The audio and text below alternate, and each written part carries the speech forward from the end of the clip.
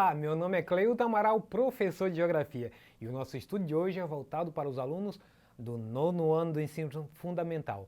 E o nosso tema de hoje é divisão do mundo em Ocidente e Oriente. É uma das várias maneiras que se tem para regionalizar o mundo e a gente tem estudado algumas delas e hoje trata dessa daí. Vamos lá então ver um pouco sobre isso? O ponto de partida para caracterizar o Oriente e o Ocidente é geográfico. No entanto, tais conceitos geográficos revelam profundo conteúdo cultural. Então, quando a gente fala, por exemplo, dessa divisão regional de Oriente e Ocidente, ela vai ter uma característica basicamente cultural. Quando a gente fala o nome chinês, aí você associa chinês àquele chapéu cônico. Se fala japonês, o olhinho apertado. Então, você vai estar sempre, embora seja pejorativo, preconceituoso, você vai estar sempre associando inclusive a vestimenta, a forma de comer. Ah, eles comem lá no Oriente, comem alguns insetos fritos, se veste de tal forma, então vai estar ligado à questão cultural. Então, só para ilustrar isso aí, coloquei duas figuras aí, né?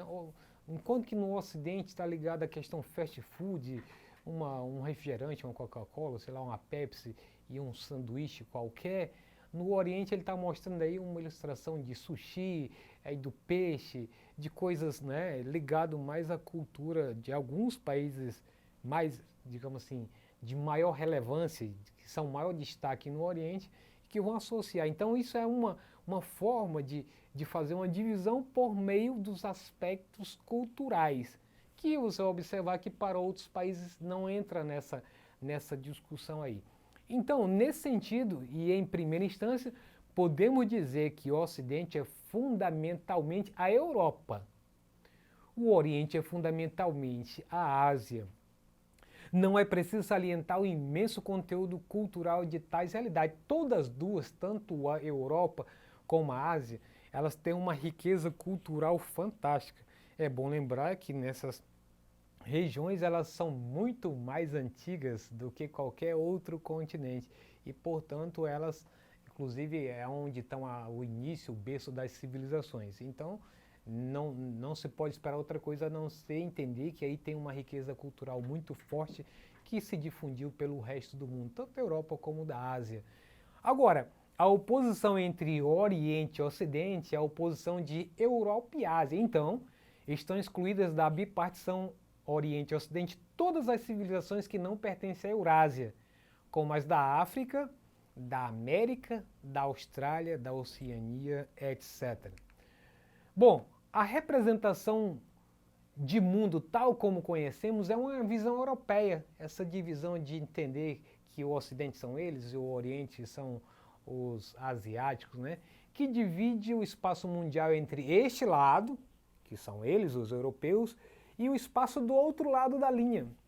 Essa divisão entre Ocidente e Oriente resume as explicações sobre o mundo colonial. Então, se estuda há muito tempo que essa linha do meridiano de Greenwich é o que divide o Ocidente e o Oriente. Mas na frente nós vamos ver que não necessariamente isso é uma verdade completa, né? Uma meia-verdade. Então, os povos orientais, segundo a visão dos europeus, não possuíam normas, conhecimentos e técnicas que eram utilizadas no velho mundo, isto é, a Europa. Em outras palavras, está dizendo que eles estavam no patamar muito mais elevado do que os povos que viviam no Oriente ou os asiáticos. Por quê? Porque ao contrário disso aí significa dizer que os europeus possuem normas e possuem conhecimentos e técnicas que o outro lado não tem. E isso foi então um parâmetro dentre tantos que usaram para dizer que separar. Então aqui nós somos do Ocidente, vocês são do Oriente. Criou-se assim um princípio universal que dizia que as populações das colônias viviam sob condições subhumanas. Observe esse detalhe aí, já até usei isso em outra aula.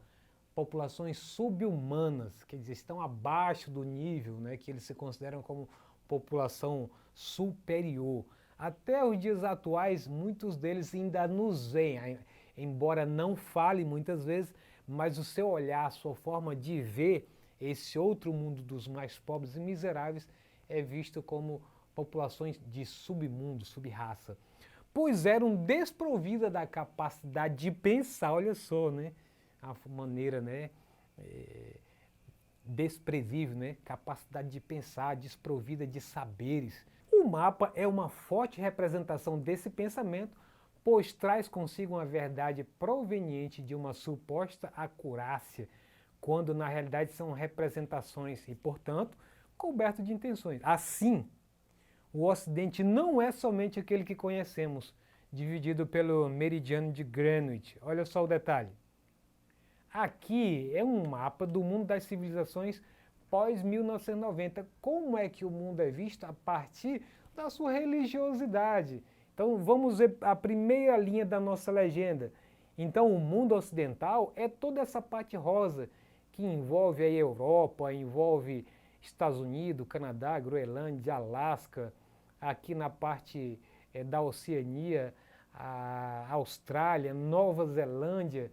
E aí vem o mundo islâmico, a África branca, essa que está de verde achuriada com os traços aí. E aí vem o mundo hindu, que fica aí na região aí da Índia, e os povos latino-americanos, né, onde consta o Brasil e os países da América Central. Aí vem também as civilizações africanas, pega aí a parte centro-sul da África, as populações cínicas, a maior parte do território chinês ortodoxa, que é a religião predominante aí da Rússia e dos países que faziam parte do leste europeu, principalmente esses aí, de verde, os budistas, que aí ficam aí tanto ao norte da China com a Mongólia, como também na parte sul da China, os países vizinhos a ela. E a civilização japonesa que está de preto, ali coladinho na China. Então veja que muitas das discussões, às vezes, forma de você separar o mundo também está na religião. E a gente vai ver que o conflito entre Ásia e Ocidente também perpassa por esse lado. Quando você vai ver que os ocidentais se julgam como os cristãos e os orientais, indicados como predominância islâmica, os muçulmanos, que para os ocidentais em muitas vezes são vistos como uma ameaça. Mas isso do ponto de vista daqueles que se mostram radicais. Mas do ponto de vista da religião, é como qualquer uma outra. Muito bem. E aí, mas afinal, o que faz um país ocidental? O que é ser um ocidental? A dicotomia Ocidente-Oriente remonta à época do Império Romano. Olha como isso é antigo, do tempo do Império Romano. E desde os primórdios já guardava aspectos tanto geográficos quanto culturais. O Ocidente sempre se definiu em oposição a algo. Olha, já começa a melhorar o entendimento.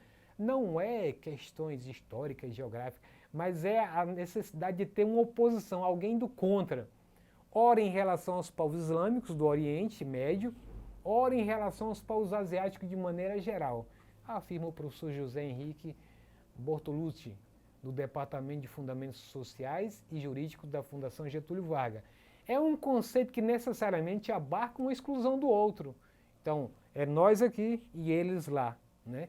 Então é aqui o Ocidente, Europa, e lá o Oriente, o povo asiático, com seus costumes, suas religiões, sua forma que a gente vê de forma diferente que a nossa, com certeza, tem um algo a mais, seria mais ou menos essa ideia. O eurocentrismo que a gente vem falando na aula.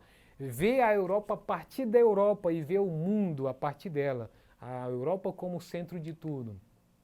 No período da Guerra Fria, o conceito de Ocidente passa a ser associado à existência de certas instituições como democracia e capitalismo, para identificar quem era ocidental, e socialista para quem era oriental, e ainda de maneira difusa também a valores judaicos cristãos. E aí uma ilustração mostrando aqueles que, tanto capitalistas como socialistas, que dividiam o mundo de acordo com seus interesses, seja África, seja Ásia, enfim.